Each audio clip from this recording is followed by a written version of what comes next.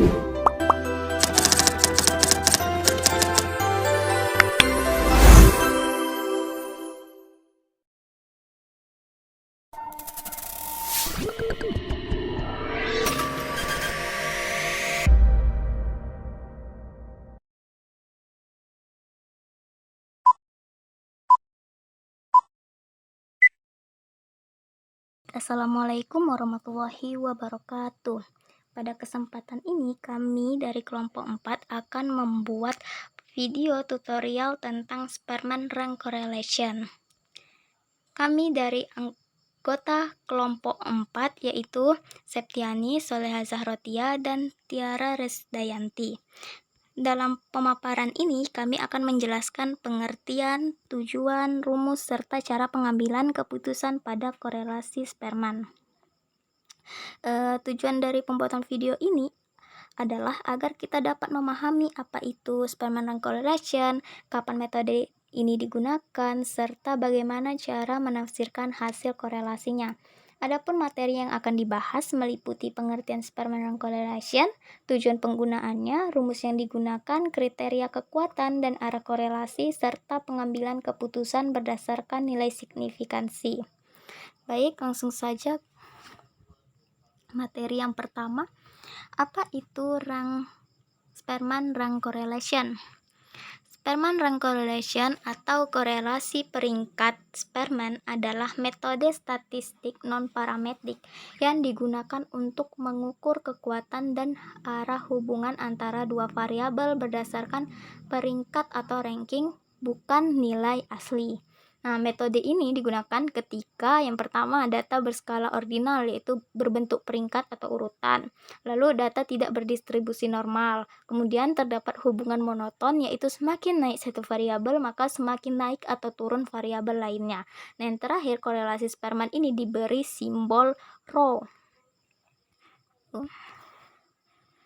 Terus selanjutnya, tujuan utama dari Spearman rank correlation ini adalah untuk mengukur hubungan antar variabel yang berskala ordinal. Selain itu, metode ini juga digunakan untuk mengetahui arah hubungan, apakah searah atau berlawanan, serta untuk mengukur seberapa kuat hubungan tersebut. Spearman rank correlation sering digunakan sebagai alternatif dari korelasi persen, terutama ketika data tidak memenuhi asumsi normalitas. Metode ini juga dapat digunakan untuk menguji signifikansi hubungan antar variabel. Lanjut. Adapun rumus Spearman rank correlation ini, rumus utamanya yaitu rho sama dengan 1 dikurang 6 dikali sigma d kuadrat per n buka kurung n kuadrat kurang 1, yang dimana rho itu adalah koefisien korelasi Spearman, D itu selisih peringkat antara X dan Y, D kuadrat itu kuadrat dari selisih peringkat, dan N adalah banyaknya pasangan data. Lanjut. Kriteria terima dan tolak hipotesis. Dalam menentukan kuat atau tidaknya hubungan antara dua variabel, kita bisa melihat nilai koefisien korelasi yang diperoleh dari perhitungan atau dari output SPSS. Nah, nilai korelasi menunjukkan seberapa besar hubungan tersebut dengan ketentuan. Yang pertama, 0,00 sampai 0,25 itu hubungannya sangat lemah, yang artinya hampir tidak ada hubungan antara kedua variabel. Yang kedua, 0,26 sampai 0,50 itu hubungannya cukup. Artinya ada hubungan tetapi tidak terlalu kuat. Lanjut, 0,51 sampai 0,75 itu hubungan kuat, yang artinya kedua variabel cenderung berubah bersama secara konsisten. Kemudian 0,76 sampai 0,99 hubungannya sangat kuat, yang artinya perubahan pada satu variabel hampir selalu diikuti perubahan pada variabel lain. Yang terakhir, 1,00 sama dengan hubungan sempurna, yang artinya kedua variabel bergerak searah atau berlawanan arah secara tepat dan konsisten. Lanjutnya, kriteria arah korelasi. Arah korelasi ditentukan dari tanda positif atau negatif pada nilai koefisien korelasi. Nilai ini berada di antara 1 sampai minus negatif 1. Korelasi positif itu artinya hubungan kedua variabel searah. Jika variabel X meningkat, maka variabel Y cenderung ikut meningkat. Contoh, semakin banyak belajar, semakin tinggi nilai ujian. Lanjut, korelasi negatif artinya hubungan kedua variabel berlawanan arah. Jika variabel X meningkat, maka variabel Y cenderung menurun. Contoh, semakin besar tingkat stres, semakin rendah kualitas tidur. Lalu ada juga korelasi mendekati 0, yang menunjukkan bahwa hubungan antara X dan Y sangat lemah atau tidak ada hubungan yang jelas. Dengan melihat nilai dan tanda korelasinya, kita bisa mengetahui apakah hubungan antar variabel itu kuat atau lemah, serta apakah mereka bergerak searah atau berlawanan. Lanjut, pengambilan keputusan. Dalam pengambilan keputusan, kita melihat nilai signifikansi atau nilai sig. Jika nilai signifikansi lebih besar dari 0,05, maka hipotesis 0 atau H0 diterima, yang berarti tidak terdapat hubungan yang signifikan. Sebaliknya, jika nilai sig lebih kecil dari 0,05, maka H0 ditolak, yang berarti terdapat hubungan yang signifikan antara kedua variabel. Nah, untuk lebih paham, silakan lanjut nonton video tutorial Excel dan SPSS.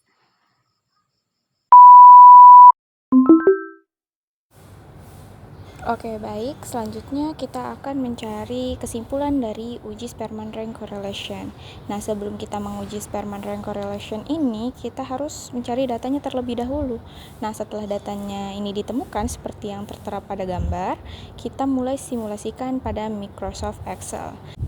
Nah, adapun hipotesisnya itu yakni HO tidak terdapat hubungan korelasi antara motivasi belajar dan juga hasil belajar, sedangkan HA itu terdapat hubungan korelasi antara motivasi belajar dan juga hasil belajar. Nah, di sini kita akan mencari nilai rank X terlebih dahulu dengan cara klik rank average, lalu klik data pertama yang ada pada motivasi belajar, yang motivasi X, karena untuk menyesuaikan dan juga beri tanda titik koma. Itu tergantung pada laptop pengguna masing-masing, ada yang koma, ada juga yang titik. Nah, selanjutnya klik lagi nilai pertama dari motivasi dan juga seret ke bawah atau blok ke bawah. Nah, kita akan menggunakan ini supaya lebih cepat, kita akan tarik ke bawah. Tapi sebelum kita tarik ke bawah, kita harus kunci terlebih dahulu dengan cara klik Fn F4. Nah, jika sudah, kita bisa klik titik koma dan juga pilih descending yang 0. Oke. Lalu kita tutup kurung dan enter. Setelah sudah dapat hasilnya, kita boleh tarik ke bawah karena sudah kita kunci. Jadi kita mengetahui bahwa ini tidak akan berubah lagi. Kita tarik ke bawah sampai full sudah, dan kita akan lanjut ke rank Y, dan ini adalah hasil dari rank X yang sudah didapatkan. Baik, selanjutnya kita akan melanjutkan mencari rank Y dengan cara yang masih sama seperti sebelumnya, yakni kita bisa klik sama dengan, lalu rank average sama dengan rumus seperti sebelumnya juga, dan kali ini ambil dari hasil yang Y pertama, titik koma, dan juga ulangi sekali lagi lalu tarik sampai ke bawah. Nah, jika sudah seperti yang sebelumnya, kita kunci terlebih dahulu agar ketika ditarik tidak berubah. Lalu jika sudah, kita bisa letakkan titik koma dan juga pilih descending lagi, tutup kurung, dan juga kita bisa enter karena ini sudah terkunci, teman-teman. Baik, jika sudah ada hasilnya, kita boleh tarik dari atas hingga bawah seperti sebelumnya karena angka yang sudah didapatkan tidak akan berubah dikarenakan sudah dikunci menggunakan F4 seperti tadi. Tarik ke bawah. Jika sudah, ini adalah hasil dari rank Y yang telah didapatkan. Baik, selanjutnya kita akan mencari D dengan cara Rx dikurang Ry. Kita mulai dengan sama dengan rank Rx yang pertama dikurang dengan rank Y. Jadi enter dan itu hasilnya minus 0,5. Kita bisa langsung tarik saja ke bawah. Tarik full hingga ke bawah. Jika sudah, ini adalah hasil yang didapatkan dari rank X dikurang dengan rank Y. Selanjutnya kita akan mencari D kuadrat. Nah, caranya adalah klik sama dengan saja langsung, dan juga kita bisa masukkan D dari hasil Rx dikurang Ry tadi, dan juga kita pangkatkan 2. Shift, klik pangkatkan 2, lalu enter, dan juga kita mendapatkan hasil 0,25. Nah, dari sini kita bisa langsung tarik saja ke bawah. Lalu setelah kita tarik sampai bawah, kita akan menjumlahkan total dari D pangkat 2 tersebut dengan cara sama dengan kita akan menggunakan rumus sum. Klik sum, kita cari sum. Jika sudah, kita bisa tarik dari atas hingga ke bawah, tutup kurung, dan juga enter. Jadi hasilnya adalah 262. Nah, setelah kita mendapatkan hasil yang sudah didapatkan tadi dari masing-masing datanya, kita beralih ke sini. Nah, untuk N kita kan punya datanya 15. Jadi kita bisa isi N ini adalah 15. Lalu untuk mencari RS kita menggunakan rumus ini, yakni R rank sama dengan 1 dikurang 6 sigma D dipangkat 2 dan juga dibagi N tutup kurung N pangkat 2 kurang 1 dan tutup kurung. Nah, lalu kita akan mencari langsung pada RS tersebut ya. Kita klik dulu sama dengan, lalu kita klik 1 dan juga kurang, lalu kita buka kurung 6 beri tanda bintang yang artinya akan dikalikan, lalu kita tekan nilai total yang di pangkat 2 ini, lalu kita tutup kurung dan beri per untuk membaginya. Dan juga setelah itu kita bisa buka kurung dan juga tekan nilai N, lalu kita beri tanda bintang yakni untuk mengkalikan, lalu kita buka kurung lagi dan juga tekan ulang N, lalu kita pangkatkan 2 dan juga kita kurangkan 1, lalu tutup kurung double hingga tutup kurung tersebut menjadi warna hitam. Seperti ini, kita tutup kurung double menjadi warna hitam. Baik, selanjutnya kita akan mencari R pangkat 2. Oke, selanjutnya kita akan mencari R pangkat RS kuadrat. Ini dengan cara kita ketik dulu pertama sama dengan, lalu nanti kita akan memasukkan hasil dari RS tersebut. Baik, kita ketik dulu sama dengan, kita masukkan RS yang di atas ini, klik, lalu kita pangkatkan 2, lalu kita enter. Ini adalah hasil yang didapatkan dari RS pangkat 2 tersebut. Lalu kita akan mencari DK sama dengan N dikurang 2. Nah, untuk DK ini maksudnya adalah N yang kita dapatkan itu adalah 15, di mana 15 dikurang 2 adalah 13. Lalu kita mencari ini dengan cara sama dengan 1 dikurang klik RS kuadrat yang tadi kita dapatkan, lalu langsung kita enter saja. Ini adalah hasil yang didapatkan dari 1 dikurang RS kuadrat. Lanjut, kita akan mencari N kurang 2 dibagi 1 dikurang RS kuadrat. Yang pertama kita tulis adalah sama dengan, lalu N yang dikurang 2 tadi yakni 13, lalu kita beri tanda garis miring itu bagi, kita klik 1 dikurang RS kuadrat lalu enter, dan ini adalah hasil yang didapatkan 18 sekian. Selanjutnya Baik, selanjutnya kita akan mencari SQRT.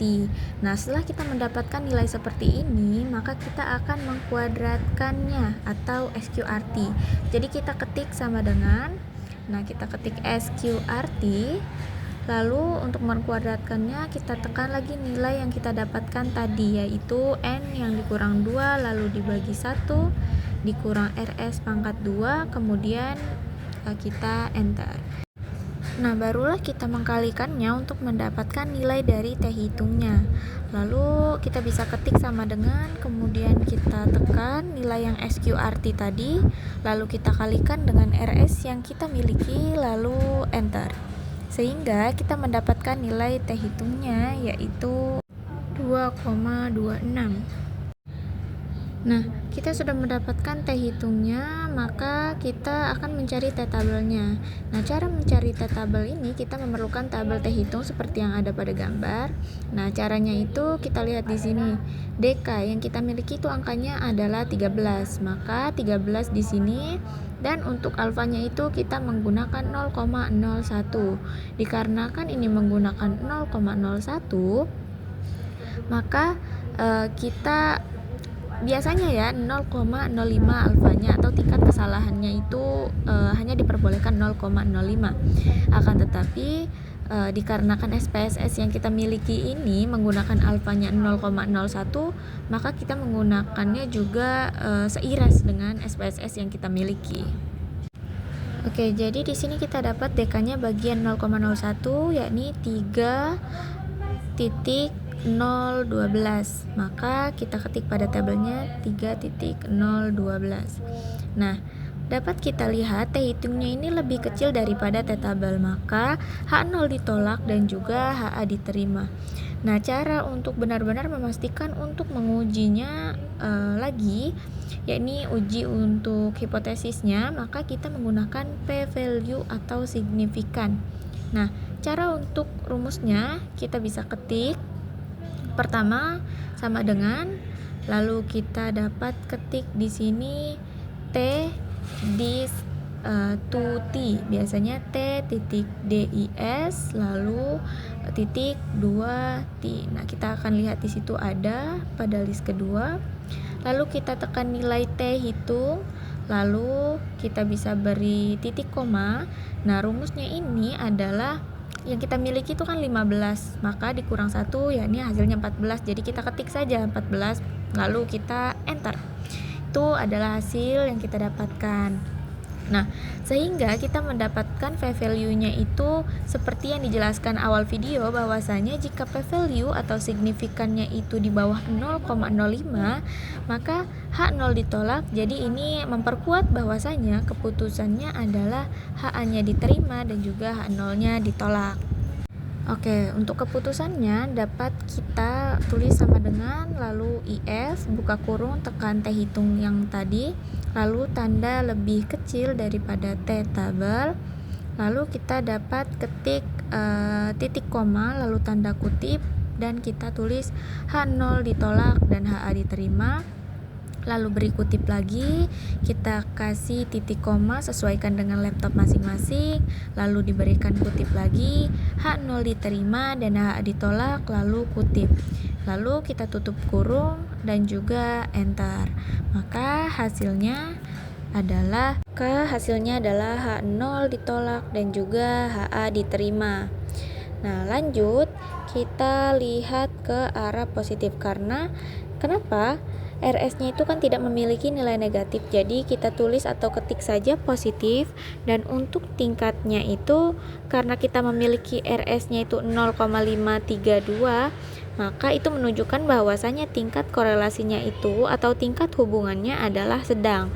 Nah, hal ini sesuai dengan syarat-syarat, yaitu seperti 0,00 sampai dengan 0,19 itu sangat lemah, 0,20 sampai dengan 0,39 itu lemah, 0,40 sampai dengan 0,59 itu sedang, dan 0,60 sampai dengan 0,79 itu kuat, dan juga 0,80 sampai dengan 1 itu sangat kuat. Lalu untuk koefisien determinasinya, dia ini adalah ukuran statistika yang menunjukkan seberapa baik hubungan antara dua variabel dalam menjelaskan variasi data. Nah, di sini untuk rumusnya kita bisa ketik sama dengan, lalu kita tekan nilai RS, lalu kita pangkatkan 2 dan kita beri tanda bintang untuk mengkalikannya dan kita ketik 100 lalu kita enter. Nah, lalu di sini koefisien determinasinya itu mendapatkan jadi koefisien determinasinya kita mendapatkan 28,31. Lanjut ke bagian SPSS-nya. Nah, pertama-tama kita tekan variabel view sehingga kita ditampilkan seperti ini. Lalu di kolom namanya kita ketik motivasi sesuai dengan datanya yang kita miliki. Lalu untuk desimalnya itu kita pilih 0. Dikarenakan jika p-value-nya atau sig-nya itu lebih kurang dari 0, maka SPSS ini bisa membulatkannya atau menjadi 0 untuk mudah diinterpretasikannya gitu atau ditunjukkannya. Dan labelnya itu kita beri tanda X, lalu measure-nya kita pilih scale. Lalu di kolom 2, namanya itu kita kasih hasil belajar. Dan desimalnya seperti yang tadi juga. Dan labelnya itu kita beri Y. Dan measure-nya kita kasih scale. Nah, setelah tampilannya seperti ini sudah selesai, maka kita tekan ke data view-nya sehingga seperti ini tampilannya. Lalu kita pergi ke Excel, kita copy data motivasi dan hasil belajarnya, dan kita Ctrl C untuk mengkopinya. Lalu kita kembali lagi ke SPSS, lalu kita blok SPSS kolom yang ini, dan kita tekan Ctrl V untuk memfastenya sehingga datanya muncul seperti ini. Nah, setelah itu selesai, maka kita pergi ke Analyze. Dan kita pilih Correlate, dan kita pilih Bivariate. Nah, sehingga tampilannya seperti ini. Lalu untuk motivasinya dan hasil belajarnya kita dipindahkan di kolom variabel yang ini. Nah, caranya kita tekan motivasi, lalu kita tekan yang ini. Begitu pula dengan hasil belajarnya. Nah, jadi seperti ini. Lalu untuk confusion-nya itu kita hilangkan dan kita checklist yang Spearman. Dan kita pastikan bahwa text of significant-nya itu total, dan kita pastikan flag signifikannya itu di checklist. Lalu kita tekan OK. Dan kita tunggu sehingga kita mendapatkan hasilnya seperti ini. Nah, di sini kita bisa lihat di bagian correlate koefisiennya itu bisa dilihat bahwasanya nilainya itu adalah titik 938. Dan ini sesuai dengan hasil Excel kita yang ini itu adalah 0938. Dan maka bisa dikatakan juga ya bahwasanya tingkat kekuatan hubungannya antara variabel tersebut itu sangat kuat sesuai dari pernyataan Excel tadi. Nah, sedangkan untuk arah korelasinya itu adalah positif. Dikarenakan di sini bisa dilihat dia menunjukkan nilai positif, dan itu juga sesuai dengan Excel yang kita dapatkan itu adalah yaitu positif 0,938. Dan bisa dilihat di bagian yang ini signifikannya itu adalah nilainya 0,00. Maka hubungan kedua variabel tersebut itu adalah signifikannya berkorelasi atau bisa dikatakan HO-nya itu ditolak. Dan ini dikenakan nilai 0,00 itu bisa di bawah dari 0,05. Seperti yang dijelaskan di video Excel itu dan juga di video awalan tersebut di bagian pengambilan keputusannya. Sekian simulasi SPSS dari saya. Terima kasih.